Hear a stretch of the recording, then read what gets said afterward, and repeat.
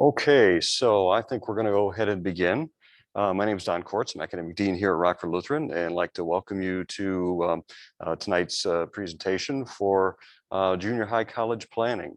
Sometimes people talk a little bit about, isn't junior high a little bit early to talk about college?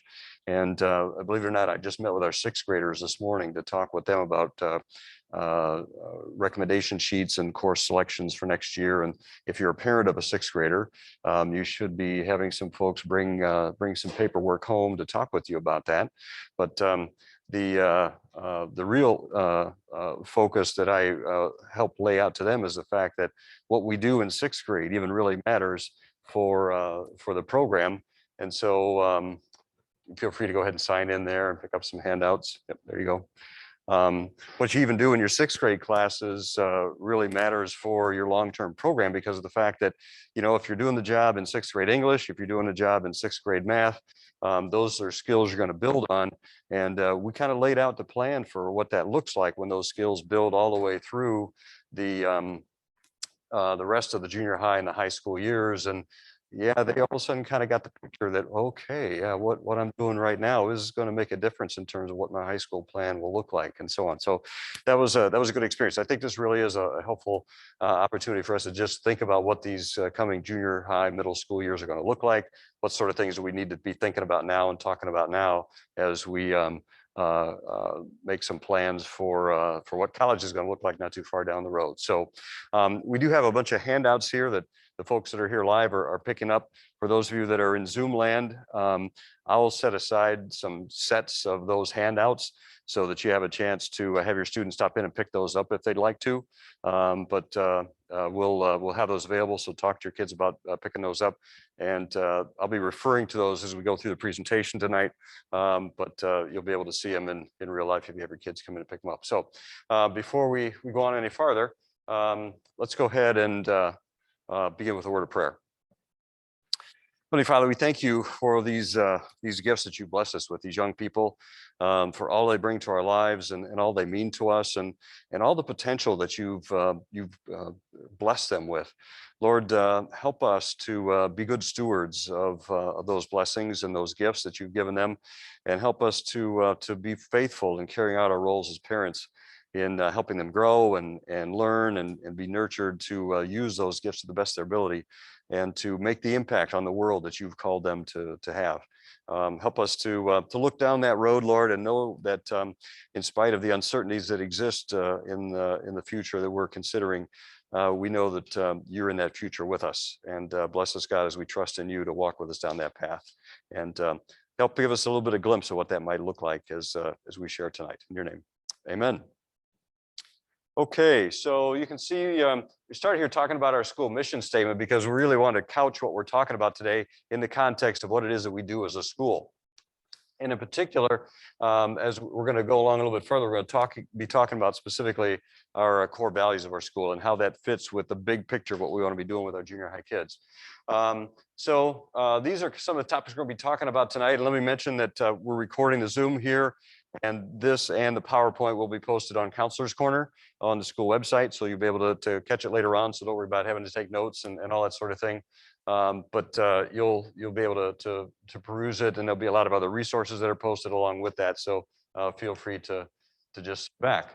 So here's an interesting quote that a lot of people are kind of surprised, even though it sounds pretty familiar with what we might be all too accustomed to in terms of the teen years and the preteen years right now.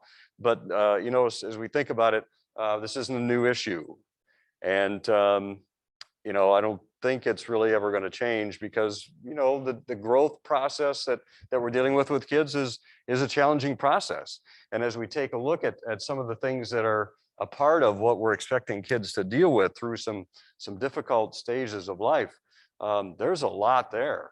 You see some topics like this and think, as adults, we look back on that and think, oh yeah, I remember those years.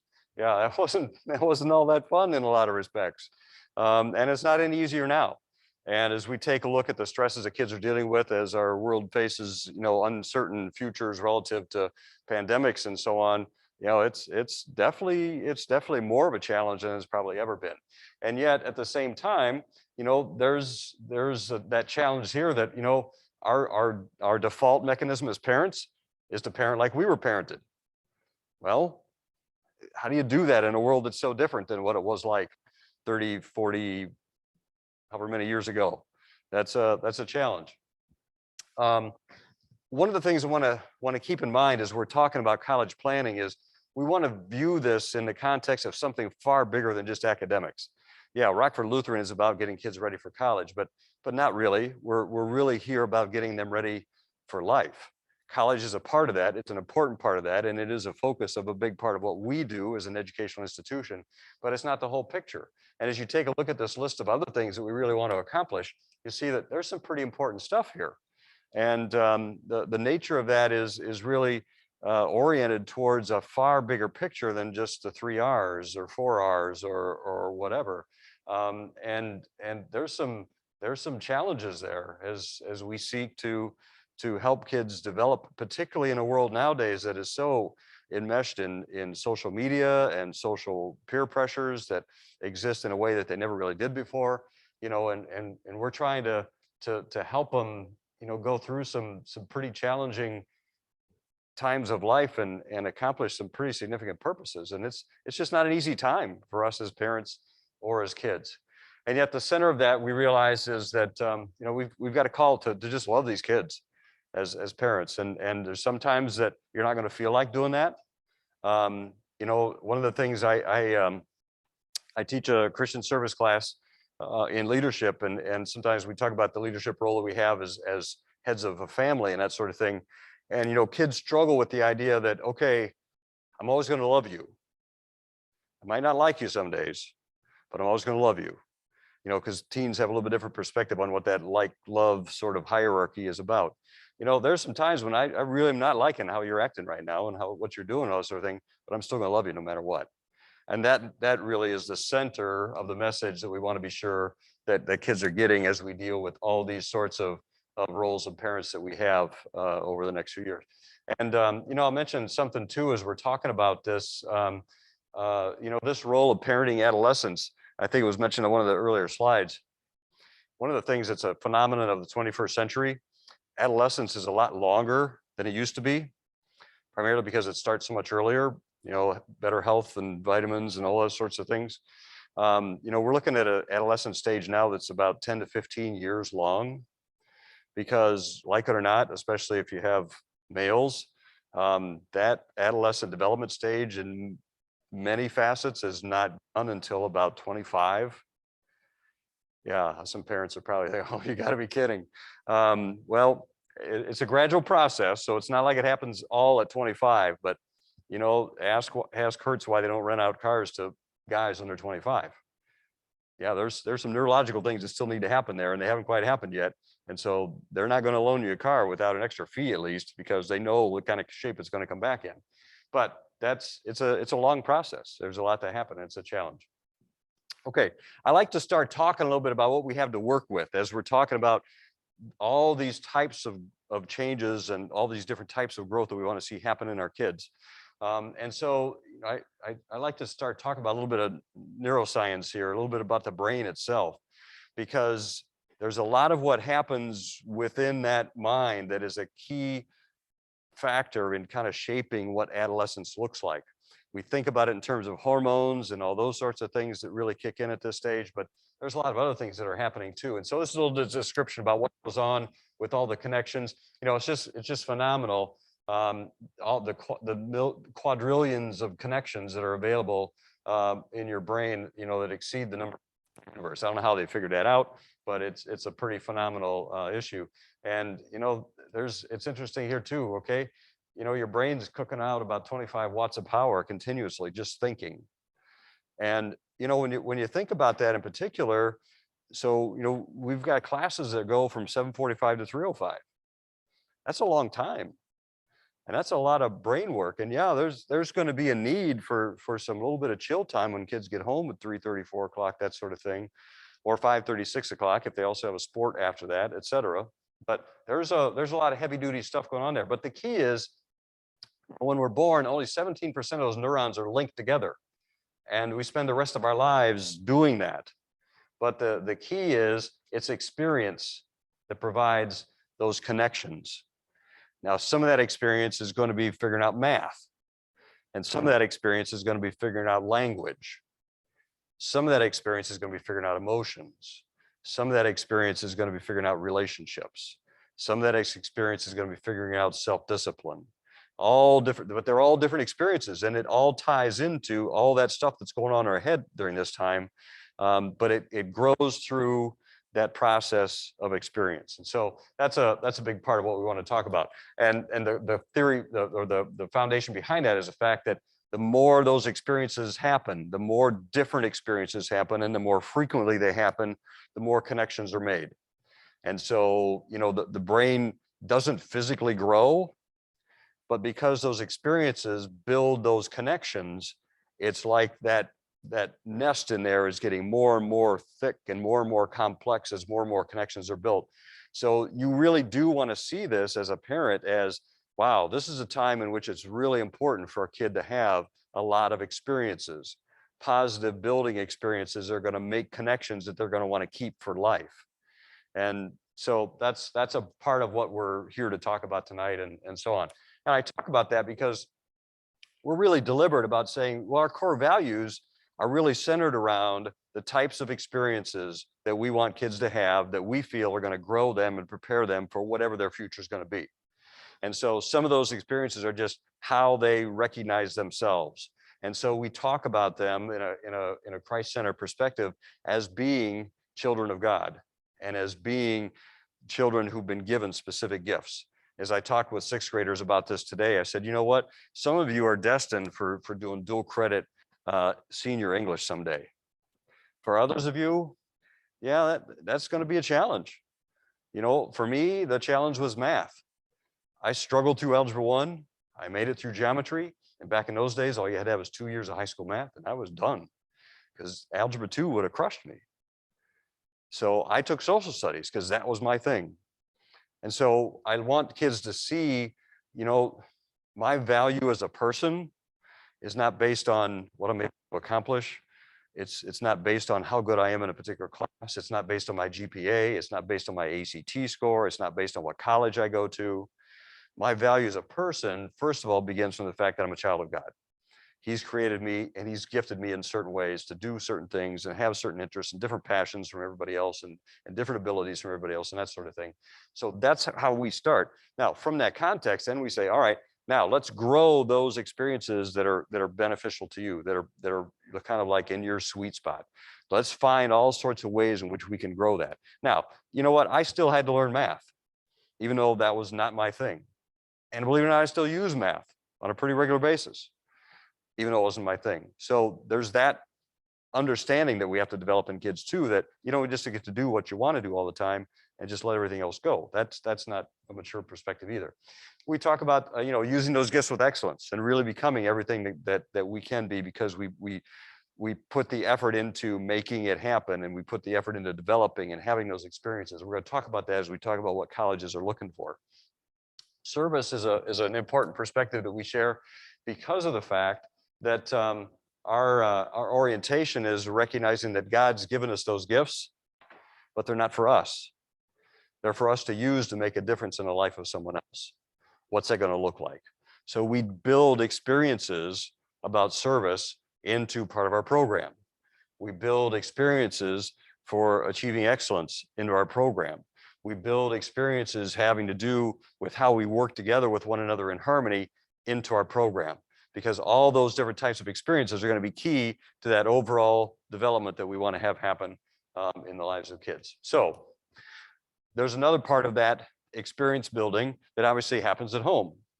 And so you want to be thinking about, okay, what's our home situation going to look like that's going to encourage that kind of growth, that's going to encourage experiences. So, you know, games and leisure activities, reasoning, problem solving, you know, obviously basic use of this sort of stuff like smartphones and internet is fine. It's just that as parents, we have to help kids manage that, because one of the things we realized about the brain is one of the last portions of the brain to mature is the prefrontal cortex. which is the part of the brain that maintains mastery over the rest of the brain, so to speak, in terms of making good, sound, logical decisions. Okay. And as you're thinking about that, you're thinking, yeah, that's that whole 18-year-old boy thing again. Yeah, that's not what they're known for, right? Is good, sound, logical, safe decisions. All right. So prefrontal cortex for guys isn't developed until they're 25 years old. Okay.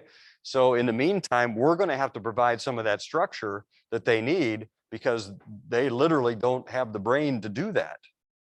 And that becomes a key role of ours as parents. Okay. In the midst of that, though, we definitely want to encourage, all sorts of activities that again provide opportunities for those neurons to be wired and for those experiences to build us and grow us. And we obviously want to make sure we just spend time together because those relationship skills are important. Communication skills are important, and all sorts of interpersonal understandings and emotions are important for us to experience and grow into. So all of that is a part of who we are as we're growing up, and all of that is a part of what you as parents want to be thinking about in terms of, okay, what am I going to do with my kids in these coming years to help them grow in those experiences? All right, now how does that connect back together to what colleges are looking for? It really does in a lot of different ways, and this is a kind of a different way in which you want to start thinking about what college is about and what colleges are looking for. First of all, it's logical to assume that colleges are looking for graduates, right? However, colleges are not looking for high school graduates. They're looking for college graduates. Because a college is ranked on the basis of how many kids come in the front door as freshmen and how many of those same kids go out the back door as seniors with a job, with a application that's been accepted to grad school, those sorts of things. That is the number one way in which colleges are ranked. And if your college really gets deadpanned by US News because they're failing in that avenue, that's not going to go well, because what parent's going to want to spend a ton of money to send their kid to a college when a high proportion of those kids that go there flunk out? Yeah, that's not going to be good. So what colleges are looking for are kids that they have a high reasonable assurance that student in 4 years is going to graduate, have a degree, be ready to go on to a job or go on to grad school. Now, how do they identify that person as a freshman? Well, they take a look at their high school experience, okay? And so when they're taking a look at that, certainly they're looking for academically capable students. Now, this gets a little messier nowadays because an easy way that they used to be able to find academically capable students was by taking a look at their ACT and SAT scores. Okay, well, now a lot of colleges have decided not to do that. Let me caution you a little bit in that statement. Most colleges that are going test optional are only test optional for application of enrollment. They're not test optional for scholarships. So careful with, there's a lot of great PR that comes out of the fact that we're test optional. Well, okay, but they're not necessarily telling us the whole story. So be careful with that. But it is true that in terms of application for enrollment, a lot of schools are test optional. What does that mean? Well, if they're not looking at test scores, what are they looking at? Well, they're looking at GPA, because that's the next best thing that's going to indicate, is this student ready to be successful in college? And if they're not ready to write papers, if they're not ready to digest literature, if they're not ready to do some sort of observation and conclusion, hypothesis, all that sort of scientific method as they come into college, it's going to be really tough for them to go out 4 years later and have a degree. So, that's why they would just as soon not take students that don't do that, because those students are going to wreck their average of, their graduation percentage. So that's why, yeah, they're going to look for academically capable students, and they're going to do it in their GPA. So that part of the high school and junior high experience becomes pretty significant. One of the things I talked to sixth graders about today was, it's not like you can just go home and blow off your English in sixth grade, not really worry too much about knowing how to write your seventh grade term paper, and just kind of, hodgepodge your way through eighth grade, because after all, it doesn't count because it's not in my high school transcript yet. And then all of a sudden when I'm in ninth grade, oh, okay, now I'm really going to turn the guns on, and I'm going to have a great, English experience, and I'm going to be a great writer, and I'm going to be a great reader. That's not going to happen because they're not going to have the background for it. So it builds on what happens now. And when we're talking about something like math, that's even more obvious. We're going to talk about that specifically with math in just a little bit. But so that idea of building that academic capability and having that experience now in junior high is really key. Well-rounded students. Some people will say, you know what, my kid really wants to go to U of I. I want my kid to go to U of I, UW-Madison, pick the big name school and so on. And I don't think they're going to be able to make it there from a place like Rockford Lutheran because it's so small. I say, well, okay, but you got to be thinking about what's the U of I and what's UW-Madison like and what are they looking for? Yeah, it's a school, either one of those schools, you got 15,000 freshmen. And you're talking about a kid that's going to come here from here to the place where you might have 70 kids in your graduating class. How are they going to exist in a place where there's 15,000 freshmen? Well, I'll tell you. First of all, your student's not going to interact and gel with 15,000 other freshmen. They're going to have their friend group. They're going to have their small group of people that they want to connect with, need to connect with, that they want to connect with. How are they going to find that group? Most of the time, it's a result of extracurricular activities. They're going to connect with the volleyball team because they played volleyball, and I know volleyball. I know the language. That's our connection with this other people that live on my dorm floor, or it's basketball, or it's football, or it's band, or it's choir, or it's drama, or it's art, or it's whatever. But those experiences are what help me connect. Now, if I've got those experiences, and I had a lot of those experiences in high school because I went to a small school that offered a lot of opportunities, and I took advantage of all of them, and I did lots of different things because none of the teams made cuts. So I could just go out for soccer this year, and I could do football next year, and I could do golf, and I could do tennis, and I could do, 3 sports a year if I wanted to, and do something different every year. Okay, well, you've got a wealth of experience that you're going to use that's really going to put you in a good position for finding a friend group amidst those 15,000 kids that's going to work for you. That's why they're looking for kids that had a lot of high school experiences, because they know, the research shows, if you come out of a high school where you did more than just go to class and go home every day, you got involved in extracurriculars, likelihood is when you go to college, guess what? You're going to get involved in extracurriculars. Now, it might not be varsity sports, but do you realize that most colleges, most large universities, they've got their NCAA team, and they have club teams, which still go and compete against other schools. And then they've got intramural teams. And they'll have those 3 levels in 20 different sports. There's a lot of different places you can get plugged in that way. Why do they do that? Because they know that those kids that really got involved in high school will come to college, and they'll want to really get involved in college. And now they're more than a student. Now they're part of the culture. They're part of the community. They're part of the campus. And so when the weekend comes along, they're not leaving all the time. Why not? I got an intramural game coming up this weekend, and the guys and I are going to go out to supper afterwards and have a good time and blah, blah, blah. So what's the likelihood of those kids staying at that university through 4 years? Yeah, it's pretty high. I'm not going to leave that school. That's where my buds are.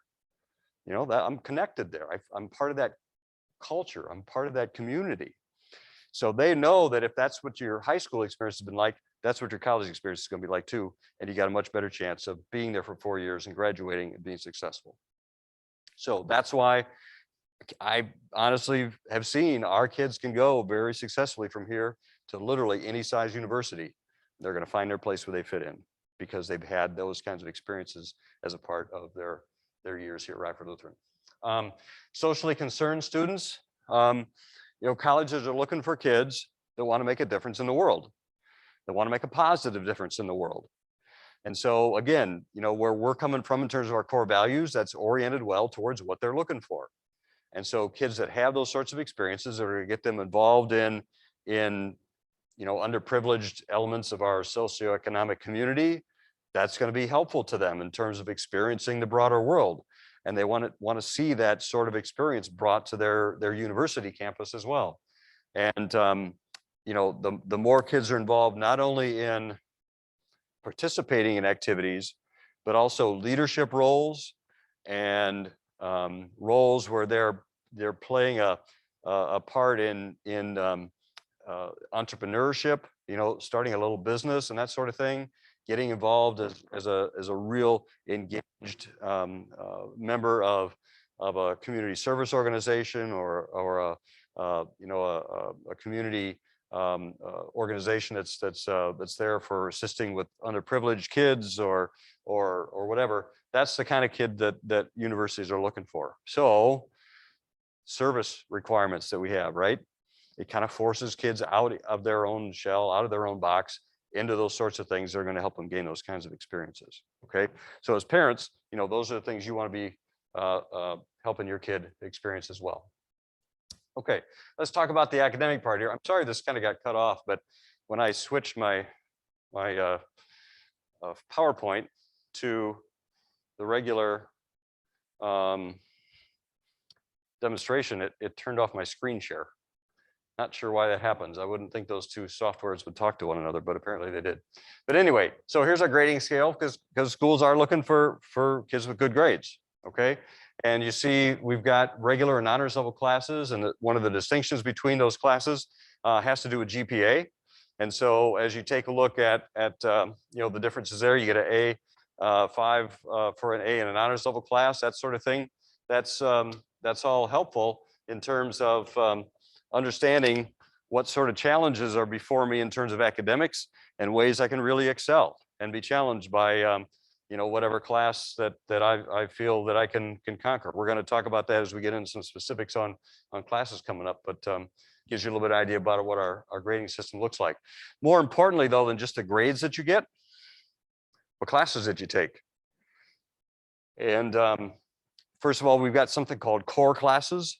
And if you're interested in NCAA sports, there are 16 specific core courses that you have to take. And so that's going to be something you're going to want to know about as you go through your program, because believe it or not, NCAA does not count PE classes as part of their core. So it doesn't matter if you take PE or not, they don't care, but you're going to know what they do want you to take. Okay.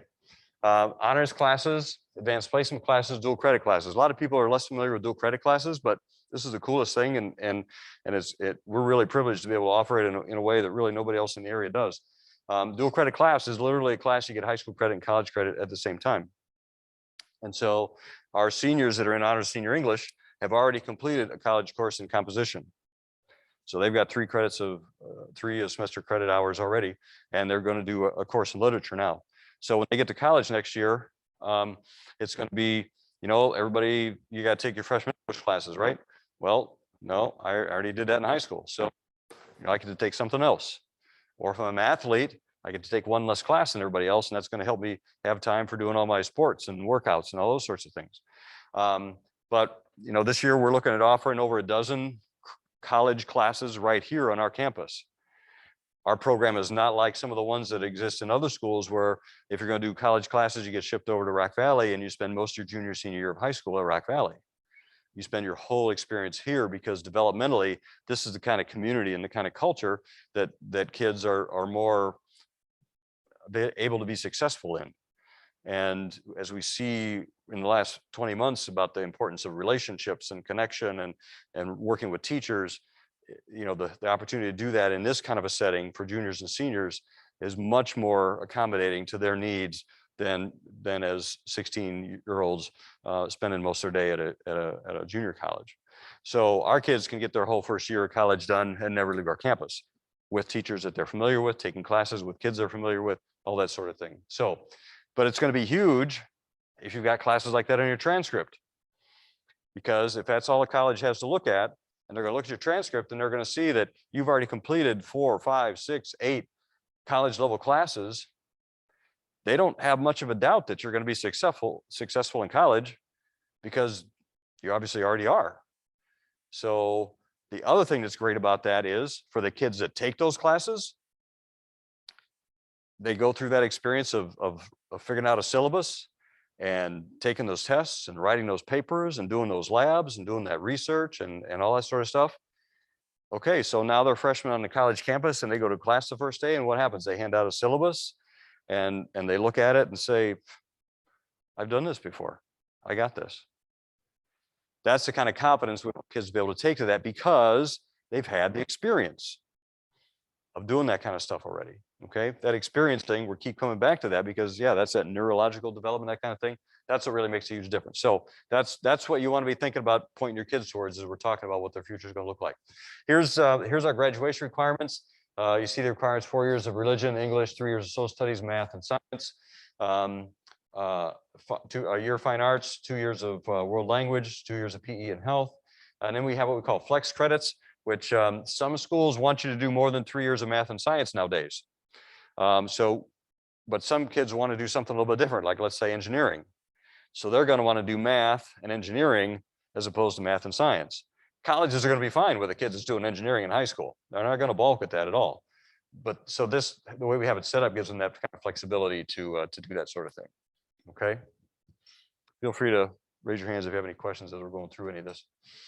Okay. Another key thing is, what did you do, experience outside of the classroom? As we talked about before, the sports are important, drama and music is important, leadership activities are important, not just being involved in a key club, but being a leader of the key club, being the head of a prom committee, being a class officer, all those sorts of things.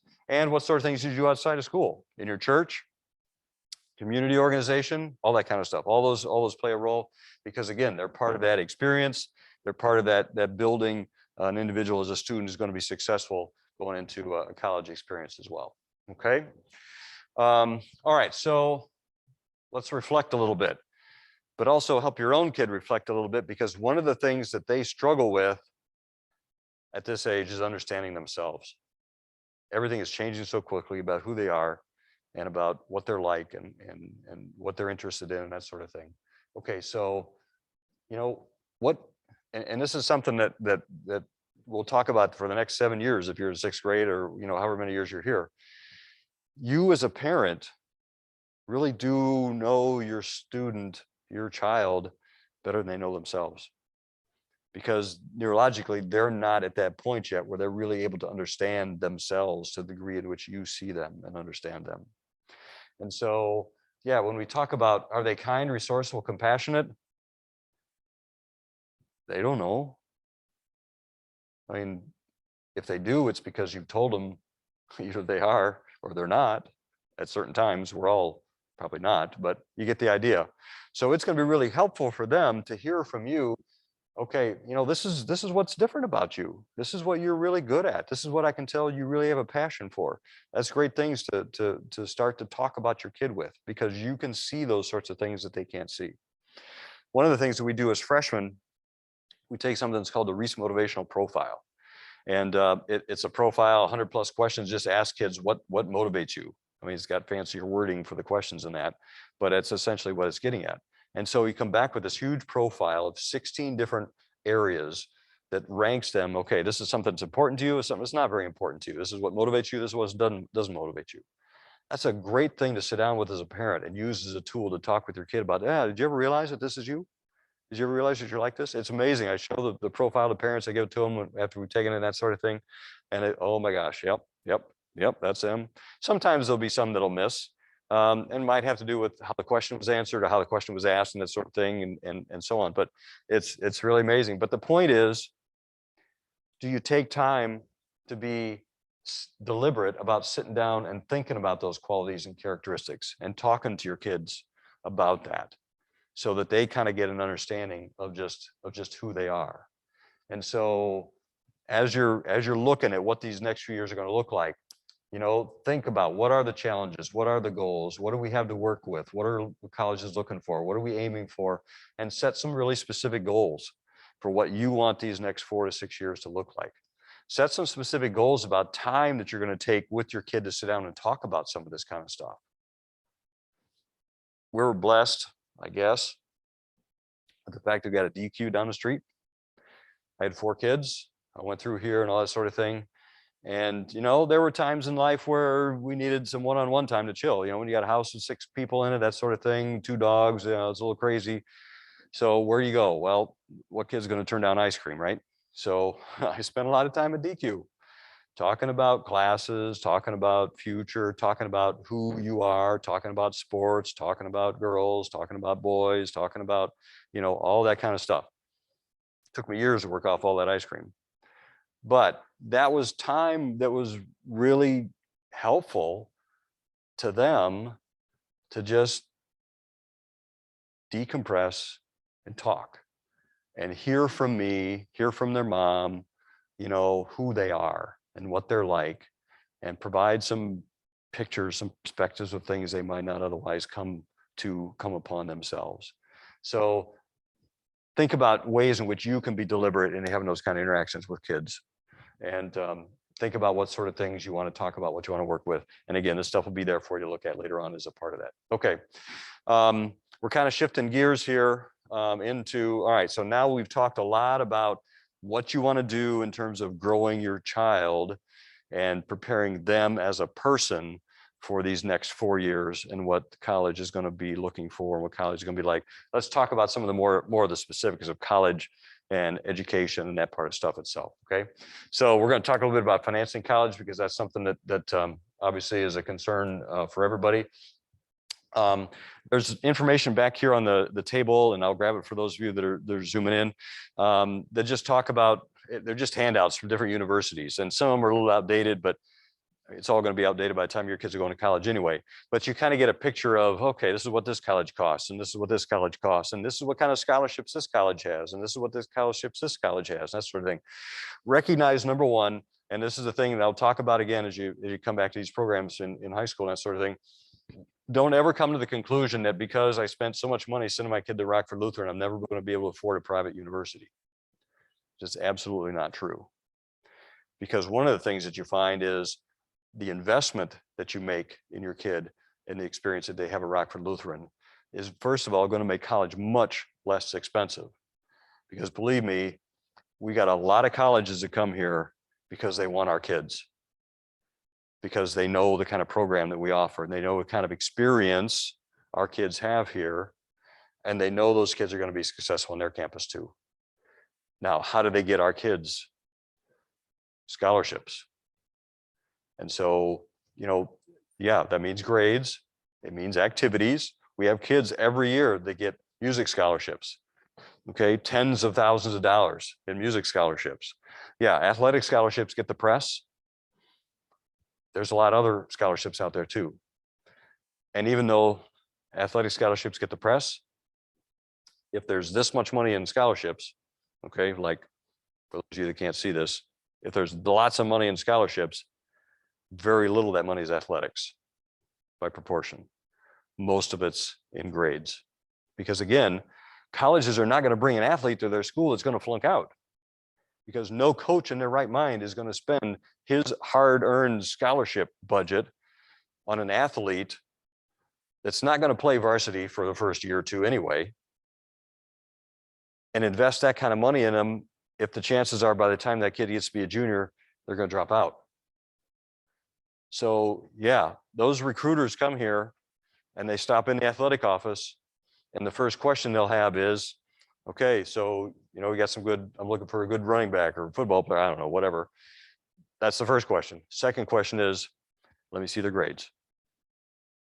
Because if that's not making it, it's not going to happen. So there's some significant money being made there. Yeah, there's some loans and that sort of thing we'll talk about too. Here's some specifics about savings plans and things that you can do even now to set aside money that then you can use for college that'll be tax-free and those sorts of things. So, you know, when the time comes, you want to talk to your tax advisor about that and that sort of thing. There's lots of options for that kind of stuff there. ACT scores, you know, those are important because, as I said, even though schools might be test optional in terms of enrollment, typically not in terms of scholarships. So just some numbers here about where our kids line up. Oh, I've made a typo there for the science. That's supposed to be, if I remember right, it was 23-1. Yeah, our kids do a nice job on their test scores, and that's why people come here, colleges come here and want to talk to our kids. Some other statistics in terms of awards, graduation, scholarships, or graduating scholarships, that sort of thing, class GPA. I'll tell you right now, some things that are unique about us. We don't rank our students. And I put a letter together about this because a lot of colleges and scholarship organizations, not so many anymore, but some of them still want to know, well, where's your student rank? Well, okay, the senior that's in the middle of our senior class this year has got, I think, about a 3.5 GPA, and they're taking 2 college level dual credit courses and 2 other honors courses. Now, you're going to tell me that that's what is going to be happening with the student that's in the middle of the graduating class at many of the other high schools in Northern Illinois? Some, yes, but quite a few. Yeah, so to rank our middle of the high school senior class against the student that's in the middle of that senior class, totally unfair. So we just say, you know what, we don't rank, because that's not going to be fair to our kids. And most organizations get that. They say, yeah, just send us a letter, we're fine. But you get the idea. That's you know, the benefit of being in a community like we have. Here's some, you know, just a list of schools that our kids have gone to in recent years. If you want to check out a more complete list at board, the map out there by where you walk in, it's got some really cool stuff up there that you can see. You know, our kids have been all sorts of really cool places, and continue to go to new places all the time. So there's yeah, a lot of great opportunities there, and a lot of them private schools. Okay, Valparaiso University is one of the top 5 colleges that our kids go to, and I think part of it's because it's a lot like us. It's a Lutheran university, very diverse in its population, very rigorous in terms of its academics, and not huge, big enough to offer a lot of opportunities, but it's not huge. You don't get lost in that kind of thing. So we got a lot of kids that go there. It's a great school. Okay, let's talk a little bit about some specifics relative to classes. All right, and got a little bit of handout for those of you that are here to take a look at.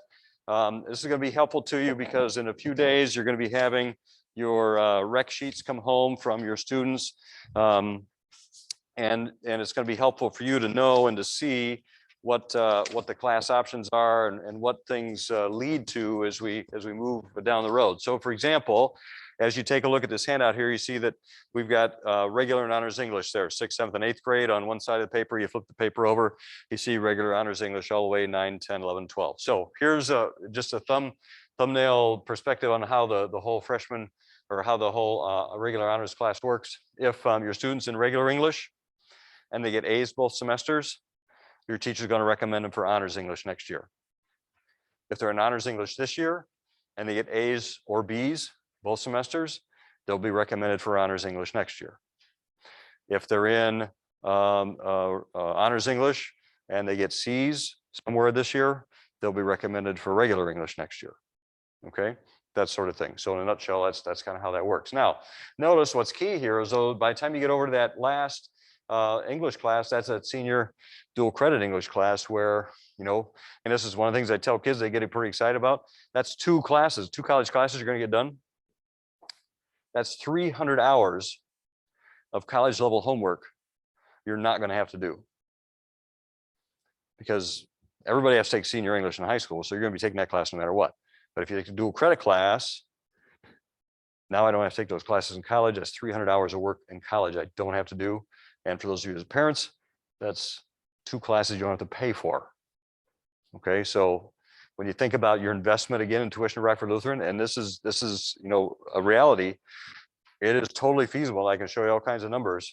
If your kid gets involved in that dual credit program and finishes off anywhere close to a year of college, which is totally doable, and we have kids that do it every year, the amount of money that you save for a year's worth of college will approximately equal the amount of tuition you would have paid for 4 years of high school. So in other words, you do the dual credit, you work your way out of a year's worth of college, you just got high school for free. Okay. If you do a semester's worth of college, you get half or a little bit more than half of your high school experience free. You get the idea. Okay. But the thing that's the key point is, we're not going to be ready for senior dual credit English unless we're ready for junior honors English. And we need to be in sophomore honors English. And it helps if we're in freshman honors English, which means tonight we need to go home and do our homework in English. So that when we hit freshman year, because it's all about building a transcript, right? We hit freshman year, we want to be in freshman honors English if we've got it all the horsepower to do that. And now is the time when we go home and do our English homework tonight that we're getting ready for that. That's why, yeah, 6th grade makes a difference when we're talking about college.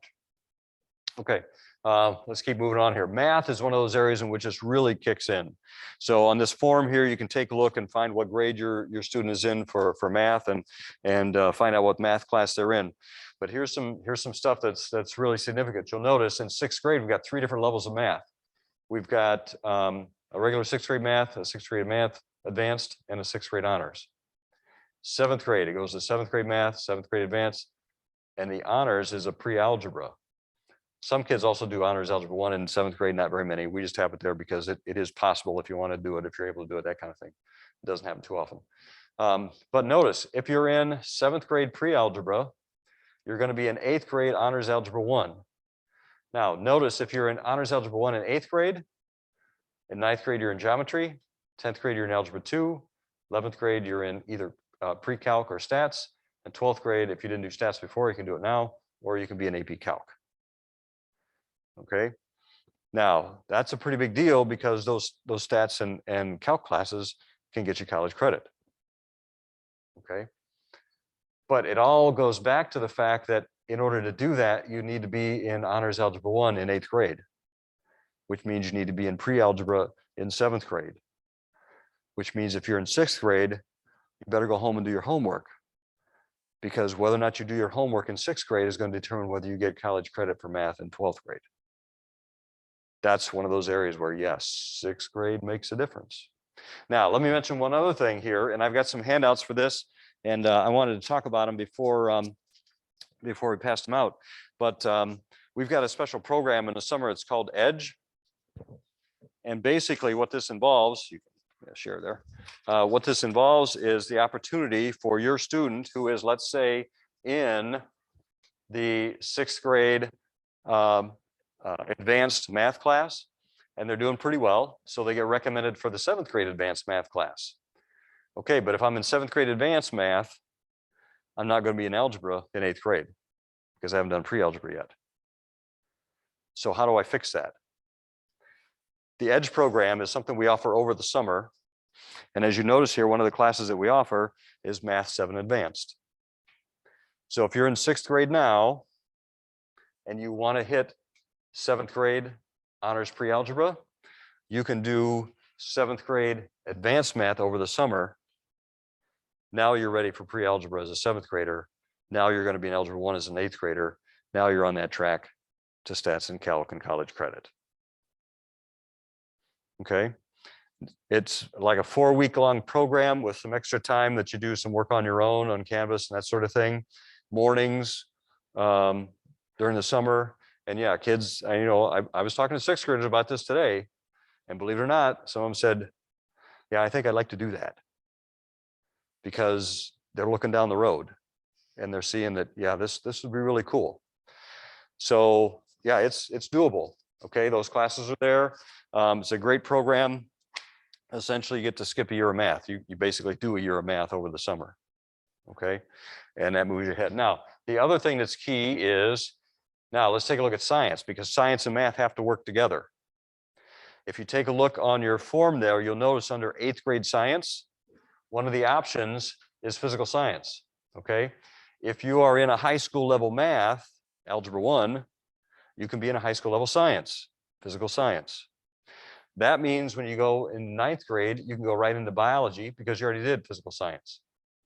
And when you go into 10th grade, now you're going to be in honors chemistry. 11th grade, you're going to be in honors physics. And in 12th grade, you've got lots of possibilities. You've got biology 2, dual credit, chemistry 2, dual credit, anatomy, physiology, dual credit. Okay, 3 dual credit science classes. You could theoretically pretty much be done with science by the time you leave high school if you don't want to do more science. If you do want to do more science, like pre-med, are you thinking that that school, that college is going to appreciate the fact that you want to go into a pre-med program and you've already taken bio 2, chem 2, anatomy, physiology?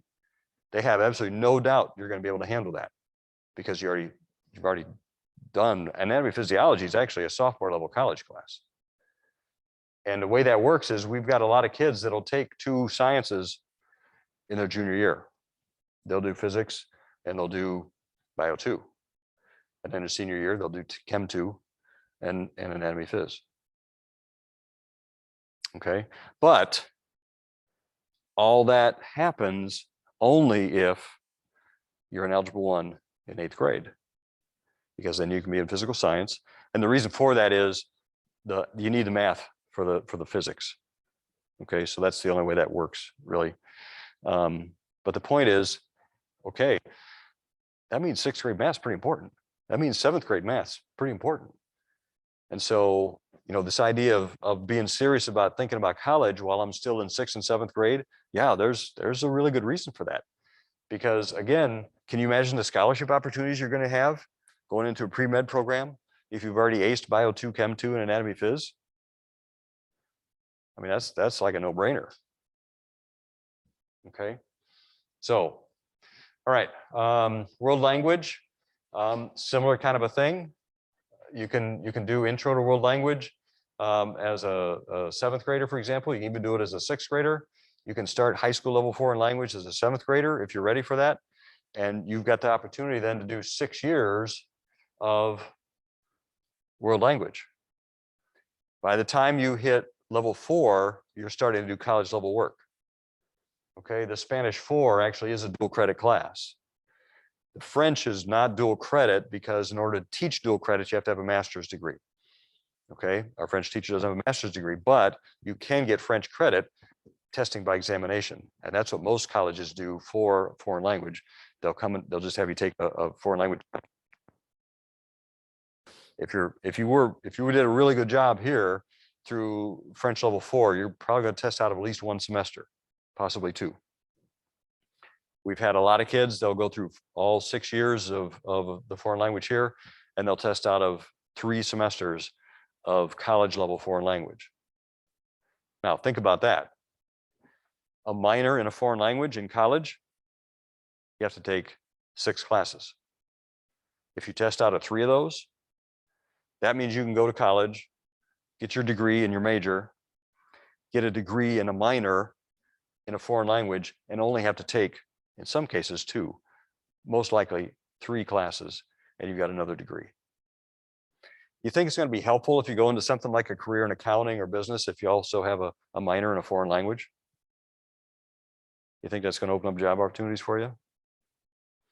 Okay, but that happens because of what you're able to do in 6th and 7th grade. So you get in the picture. Okay. All right, so here's some other things to think about as you get further down the road. There's a lot of resources for college planning that's on our school website under Counselor's Corner. So feel free to take a look at that. You can plow through that anytime.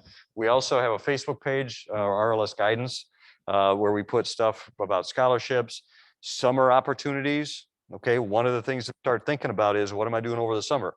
You doing the EDGE program? Yeah, that's going to be a good option. If you don't need to do the EDGE program or you want to do something else instead, a lot of schools do have summer advanced programs. Northwestern University has a pretty big program in that, actually. You can do all sorts of fun summer things there that are, you know, robotics related or science related or fine arts related or medical related or engineering related, all those sorts of things. All right. Now, why do they do that? Recruitment. I mean, obviously it's great for your kids and you want them to have those experiences. Okay.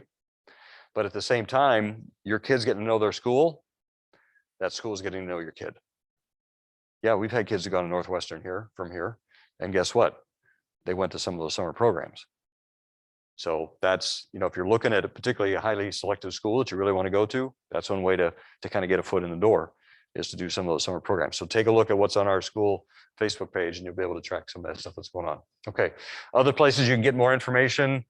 Just again, these are all posted on the PowerPoint when you see it, and there's other stuff about that on the school website as well. Okay, so one other thing I want to mention, we also have a summer program that's called Boost. You know, for some of us, we need a little bit extra work in our language arts skills, or we need a little extra work on our math skills because we kind of struggled to get our way through math this year.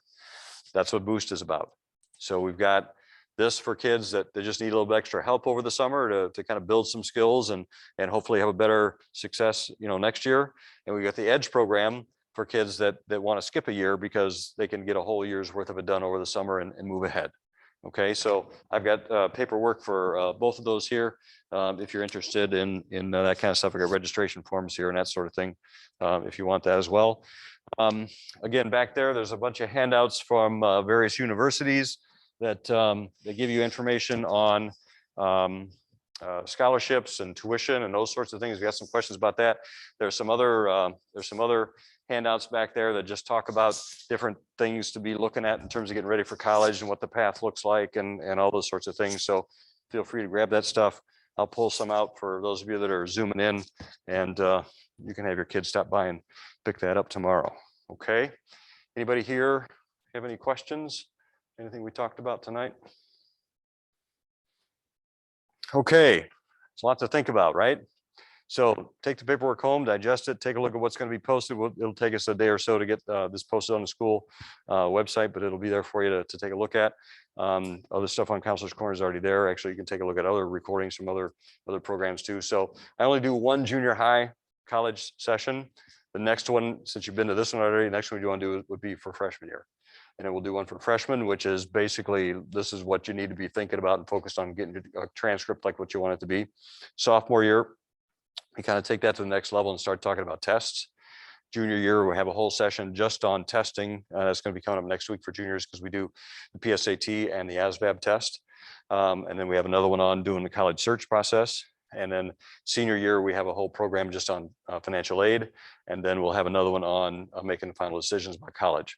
One of the things I'll mention to you though, it's never too early to visit colleges. So, sometime you're out on your way to visit grandma and going by a school, if they're in session, especially, their offices will frequently say, yeah, we'll give you a little tour. Why? Because they know if they get you on their campus, you're much more likely to attend there. Just simple math. They've done the stats. But for your student, it's just a great chance to, okay, yeah, this is kind of what college is like. This is what it should be looking like. Yeah, okay, I understand this differently now. I got a different picture of it and that sort of thing. So that's really key too, just to experience that. So, yeah.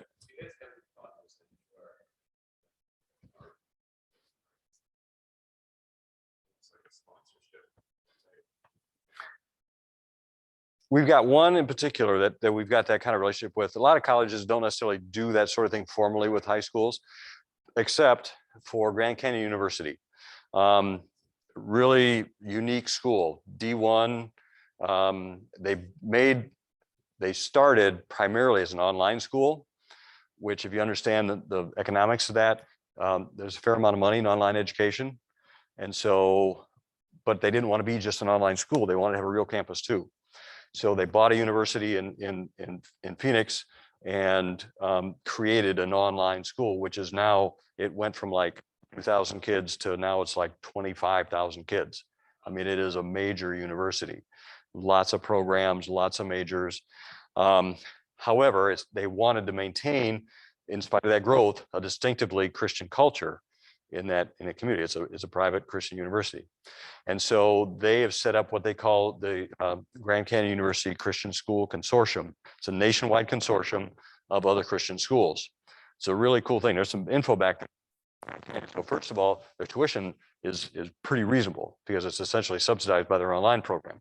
Secondly, if you go to a Christian consortium school of theirs, you automatically get, for every year that you go to high school here, you get $4,000 additional scholarship money off of your tuition if you go to Grand Canyon. So yeah, it's a pretty sweet deal. And if you meet their criteria, their qualifications for graduation, for entrance before you graduate, they'll take you out for a weekend tour, free. They'll fly you out. You'll do an overnight in a dorm. You'll do tours. You'll go to a ball game. You'll meet kids. You'll meet teachers. You'll do the whole tour thing, and they fly you back with a guide and everything. There's a Grand Canyon, there's a GCU rep in this Northern Illinois area. That's part of what they do. So, and we've got kids that go there every year. And thinking about the tuition thing again, no more than one time parents come to me and said, you know, because of the numbers that my kid was able to generate here from being a Rockford Lutheran, and because of this relationship we have with GTU, I'm paying less to send my kid to college than I paid to send him to high school. So totally doable. It's a really neat place. So yes, any other questions? Okay, well, thanks for being here tonight. I'll be around if you have anything else that you want to ask. And those of you that are on Zoom land, feel free. You can email me with any questions that you have. Feel free. I also do an evaluation here with these folks that are here tonight. So if you're zooming in, feel free to just email me any suggestions or recommendations you have about our program. Thanks for joining us tonight, and blessings on enjoying the junior high years. Seriously. Okay, thanks.